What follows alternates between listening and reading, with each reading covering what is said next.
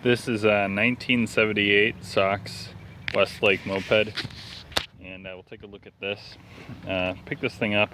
It's just kind of a parts bike. See, it's missing the cylinder there on the engine.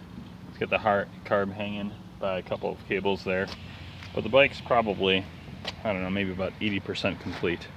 So it's got the Meg snowflake rims on it, so I'll be pulling those off probably for another project, but the rest of the bike will go up for sale. It's got CEV controls and components, well, Magura controls, sorry, CEV electrical components.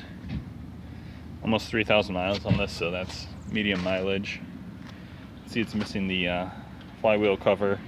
You see the top end. It's got the right side plastic cover, but it is cracked. Chrome is somewhat cracked up. The seat is still actually pretty soft, pretty much intact. So the exhaust, this is the weird one where the exhaust muffler itself was half chrome, half black. And then it's got the carb hanging on it. So it's got a Bing, what is that? 12 millimeter 85/12/104A. It's missing half the airbox, which is pretty common. And yep, CV105 headlight.